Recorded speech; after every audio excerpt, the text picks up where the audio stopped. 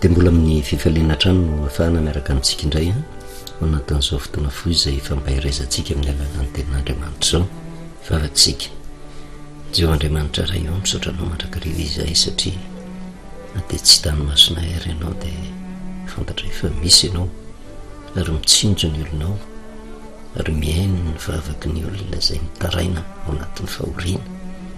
ary izany indrindra no iantsonay ny anaranao satria mangetaheta fahafahana fandrimpahalemana fiadanana fitsarana izahay omenao zany raha mankatoa izay angatahany aminao dia nyfanaino masina no miasa tanteraka ao anatin'ny fony tsiraray avy mbo tafapaka na dia ao anatin'ny fianakaviana ao anatin'ny fiangonana ao anatin'ny fivavahana rehetra menevon'ny firenena zay fankataovana ny teninao izay mba andraisana fiadanana dia sokafo ny masom-panahinay tompo mba hatsapahanay fa Andriamanitra mpifanondram-po ianao ary Andriamanitra ny firenena rehetra ianao dia mitenena Jehovah fa meny mpinompono amin'ny anaranao Jesosy amen. Falomerabantsika amin'ny anaran'i Jesosy a manonona ny fahasoavana sy ny fiadanany tompo amintsika mandrakariva. Exodus toko fahaenina no ifotoran'ny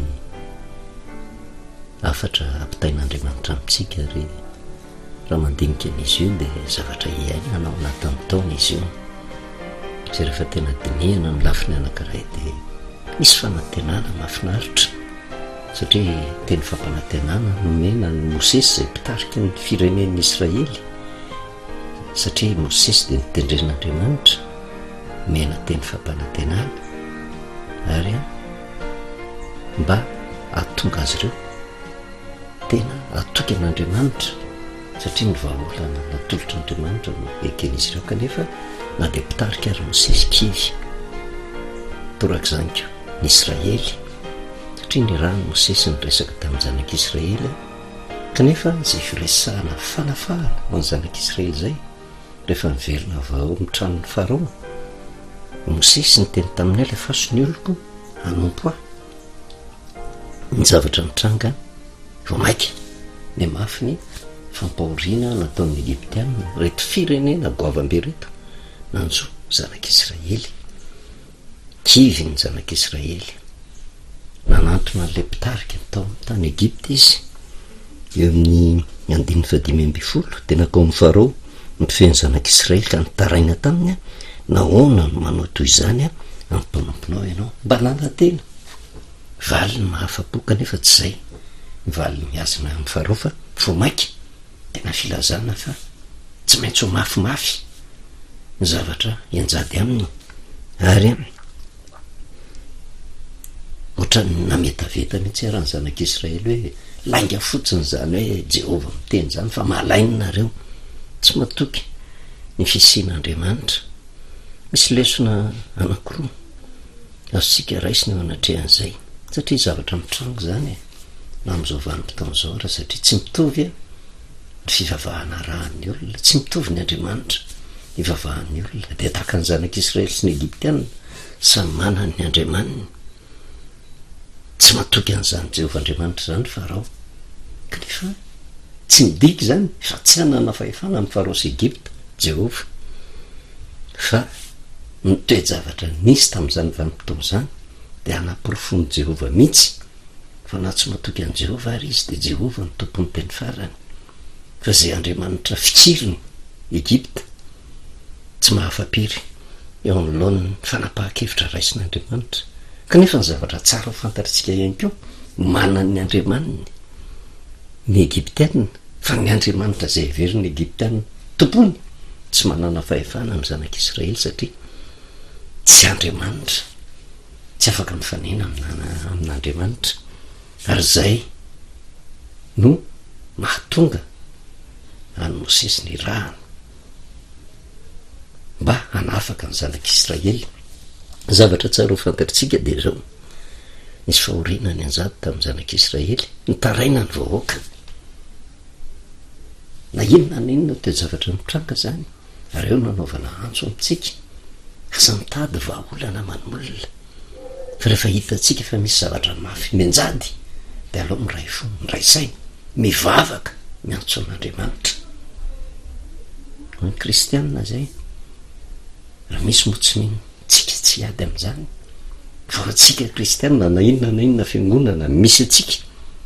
ny fitiavana miray fo miray saina mitaraina mametraka ny zavatra rehetra opelantan'andriamanitra fa rehefa mivahoaka mitaraina amin'andriamanitra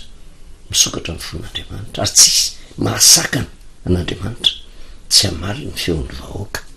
araka ny resantsika hoe tsy mosesy ange nangataka tamin'i Jehova hoe avelao za hitarika ny zanak'Israely fa Jehova mihitsy mitondra vahaolana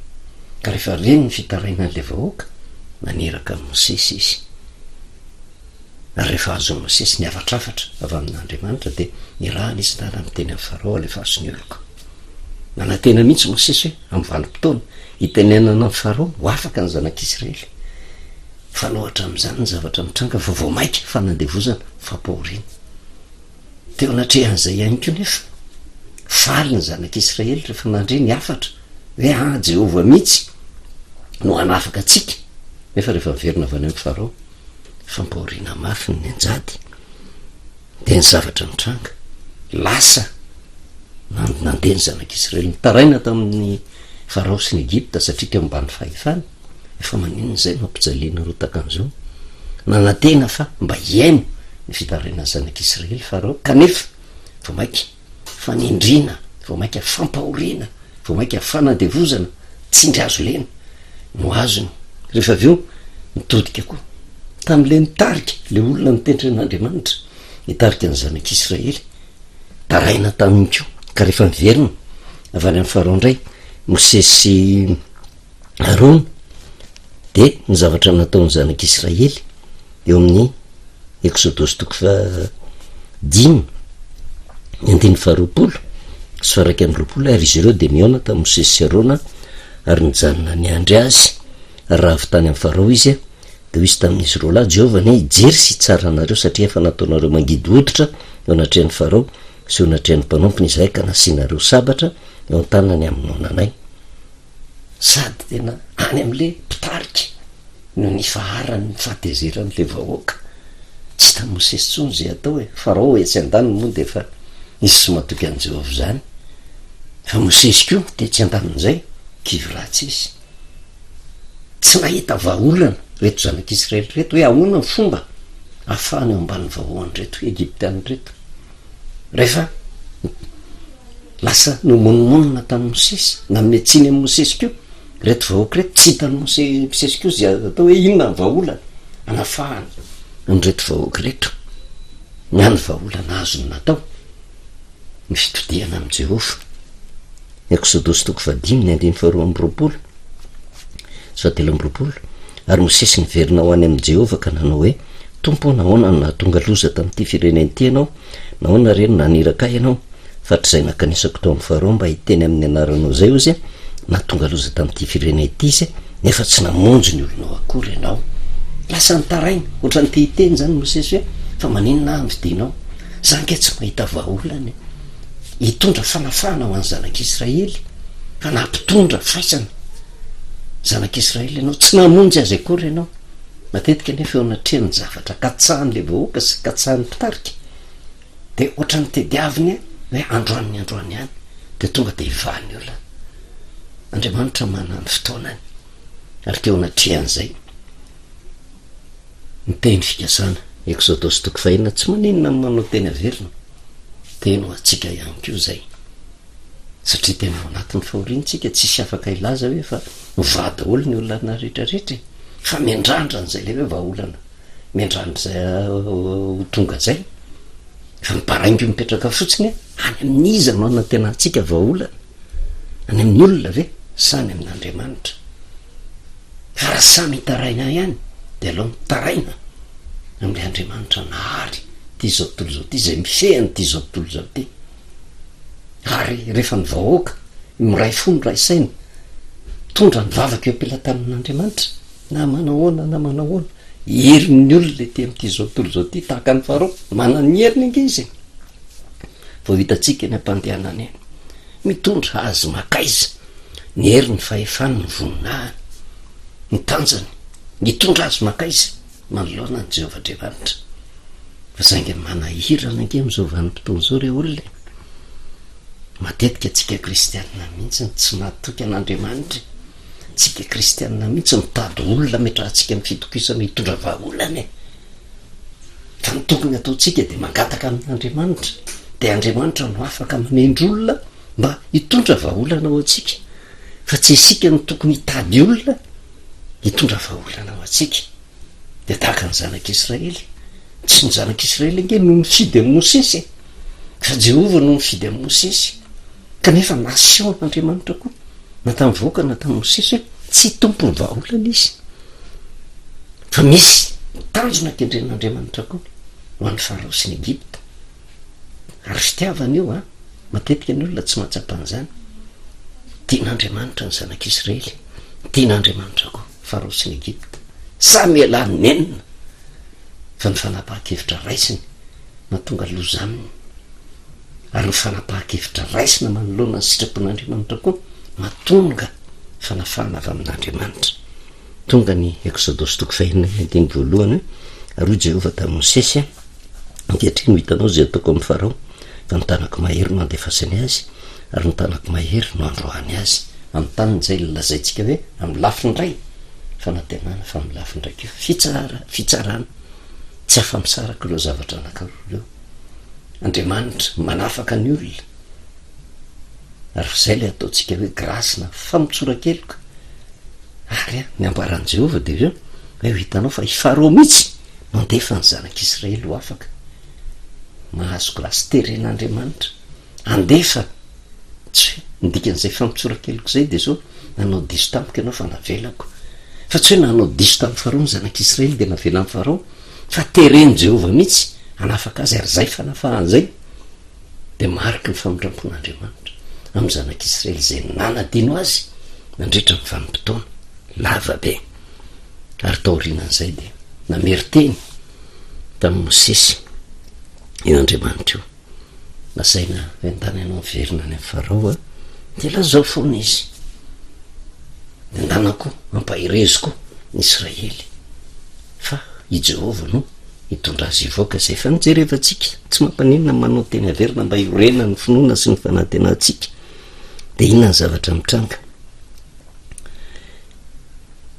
Exodosy toko fahenina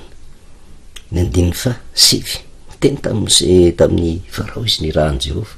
aveo koa ny resaka tamin'ny zanak'Israely namery teny eo amin'ny Exodosy toko fahenina ny andiny fa 7 ary Mosesy nilaza zany tamin'ny zanak'Israely ozy nefa izy tsy niaino amin'ny Mosesy ny fahoripana sy ny fanompona mafy loatra le zavatra ny anjady ka tsy natoko tsony le mpitarika na de voatendrin'Andriamanitra azy. Ary Andriamanitra tsy manome tsiny an'izany fa misy antony maninona ny tsy nino an'ny Mosesy reto zanak'Israely reto, fomba nataon'Andriamanitra ihany koa mba tsy ahatonga ny Mosesy atoko tena ka eritreritra hoe ny fahaizany ny fahendreny ny tondrana vahaolana. Ary Mosesy ozy niteny teo anatrehan'i Jehova ka nanao indro ny zanak'Israely aza tsy niaino ka hoana ny haino ny Farao fa izao tsy voavoramolitra. Na Farao tsy niaino ny Mosesy, zanak'Israely tsy niaino ny Mosesy, de niteny mihitsy izy teo anatrehan'i Jehova ko zanak'Israely ary reto na nirahanao azy any tarika azy tsy mety miaino ka raha reto ara tsy miaino fomba hoana mo no hainao ny Farao azy. Ary eo Andriamanitra ny tena mampiseho ny heliny fa tsy miova ny iraka nampanaoviny ny andiny 17 Exodosy toko fahenina hoe ary Jehova niteny tamin'ny Mosesy sy Arona ka meteny azy hoentiny ho any amin'ny zanak'Israely sy ho any amin'ny Farao mpanjakan'ny Egypta mba hitondra ny zanak'Israely ivoaka avy tany amin'ny tany Egypta. Teny fampanantenana fa tsy eo ny eo ary tsika tsy afaka mihitsy hibaika an'Andriamanitra hoe androany Andriamanitra tsy maintsy afaka. Fa rehefa nametraka ny zavatra rehetra teo am-pelatanan'Andriamanitra de zao avelao izy ny asa mana ny fotoanany izy. Ary olona tonga antsika niresaka amin'ny Malaky toko 7 andiny 17 hoe rehefa tena fakafakaitsika zay le hoe sady andro fitsarana no andro fanafahana Malaky toko 7 andiny 17 sy 18 hoe ho rakotra soa ireny amin'ny andro zay hotendreko roviana le andro tendren'andriamanitra raha ny exodosy de afaka telona zay fa niresantsika hoe ray andro soloana heritaona rehefa afaka telo taona inona ny zavatra hitranga fa manana ny fotoana ny voatendry andriamanitra sy tsy anjarantsika ny mametran'izy io fa rehefa tonga zay fotoana zay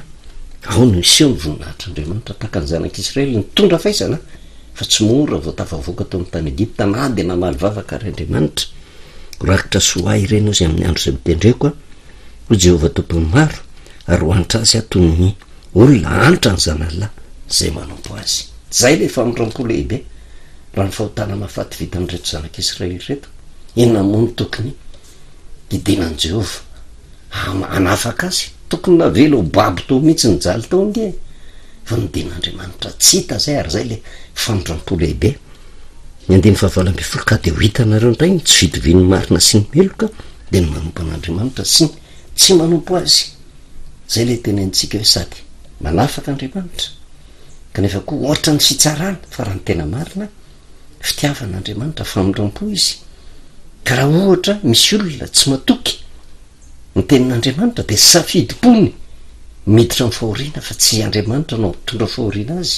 satria andriamanitra de efa nametraka de mimeloha raha matoky ny teniny de hoanitra azy taka ny fiantra ny zanalahy zay manompo azy ozy zany hoe ambadiky zay tsy mamindra fo zany hoe rehefa le olona mihitsy ny tsy mety mankatony tenin'andriamanitra tsy hitan'andriamanitra zay ataona de be famindrampo ary izy efa tenenina hoe tena menjery ratsy ianao raha mandeha am'ty nefa le olona mizotra menjery rany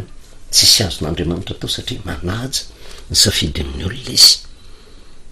ary zay rehetrarehetra zay raha mandinika tsika famindrampon'andriamanitra lehibe namoana ny zanak'Israely zay nana 5 azy 300 taona tao amin'ny tany Egipta zay fa tsy verenatsika intsony fa diniantsika ny ampandehanana any asa raha tsaroantsika tany ampanjaka faharoa zay nidresantsika ny famindrampo lehibe tam'izany vanitao zany ny toko fahenina hoe tena nisy an'reto tafika Siriany reto sy tena nitetika anao fahirana ampahory hiady amin'ny zanak'Israely fa saingy nisy mpaminany anankiray teo de Elisy miara-ny asa ny mpanjaka ny Israely tam'izany vanimpotoana zany sy ny mpaminany ary tamin'io vanimpotoana io de niainy mihitsy ny feo mpaminany i mpanjaka ny Israely rehefa niainy ny feo mpaminany tsy hoe fa endren'le mpaminany fa toromarika raisiny avy amin'Andriamanitra mba hitandremany ka ninonina tetidratsy tady amelezana ny Israely satria miray feo mbola niverina tamin'Andriamanitra natoky ny mpaminany tsy afaka nanao ninonina de hitatsika ny afatra lehibe satria da de mimpanompo ny Elisa ary tam'izany vanimpotoana zany varahotsany rehefa taminy miaramila ny Siriana anenjika ny Elisa satria zay tetika rehetra nataony de fantatry Elisa de nampitandrina ny zanak'Israely izy de tsy sefitra de nitediavina vonoana tsy taitra nefa Elisa tam'izany vanimpotoana zany pairato ny mason'ny mpanompo nahiratra ny masony nahita ka le sy afo sy sovaly manerana ny tendrombohitra manjelanjelatra maramila analikisa ka natonga azy ny teny hoe ny momba atsika de be lavitra no ireo todika amitsika ihany ko raha miverina amin'Andriamanitra angetsika ny momba atsika be lavitra no fahavalo mahery ange zany tafika Siriany zany nahazo toky le mpanompo satria natoky an'le mpaminany rehefa zeo nentiny Elisa tsy nampoziny rehetra miaramila teo von'ny Samaria eo von'ny zanak'Israely rehetra ny Siriana asiko varikaky ny anaratsika teto zany tena maly Elisa tam'izay mpanjaka faharoa toko fahenina ny 9:20 ary noho nahita azy ny mpanjakan'ny Israely ozy de ho izy tamin'ny Elisa rikaky ao asiko va izy fa izy namaly hoe aza asianao izy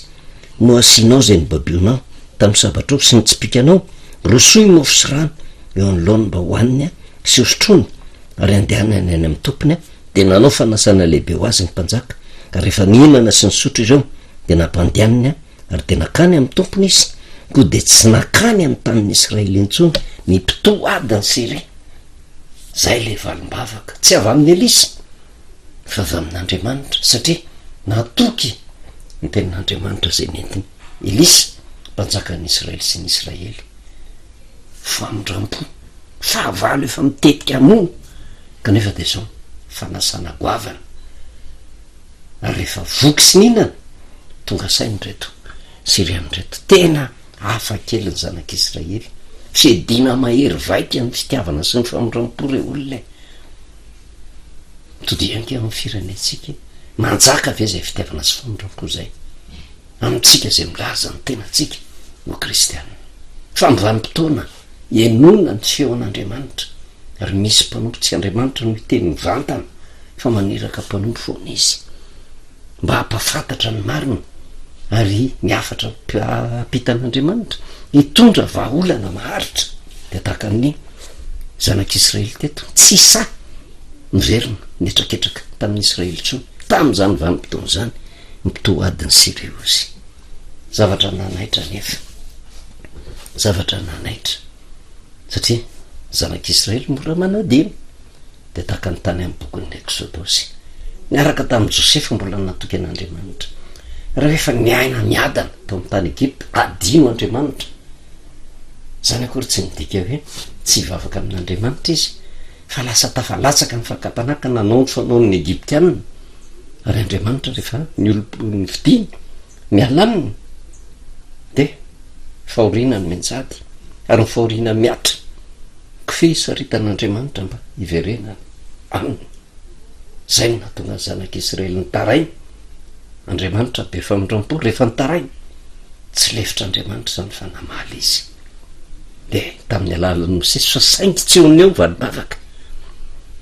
ele zavatra tena tiany zanak'Israely tsy teo eo fa mbola misy fanefena, misy fanamboarana ary misy tanjona kendren'Andriamanitra ho an'ny Israely sy ho an'ny Egypta. Torak' zany ko naseho tamin'ny zanak'Israely tamin'izany fa dia mpanjaka faharoa toko fahenina taty hoe amin'ny vanim-potoana enona n'Andriamanitra eo nivon'ny firenena ny fahavalo rehetra tsy samy mikitikitika ny firenena matahotra an' Jehova satria ny momba azy de be lavitra no momba andreo tsy haitsika eritreretiny zany fa saingy ny zavatra mitranga nefa mpanjaka faharoa toko fahenina ny tapany farany amin'ny andiny fahatelo amby roapolo koa tsy de tsy nakany amin'ny tanin'ny Israely intsony mipito adiny Siria.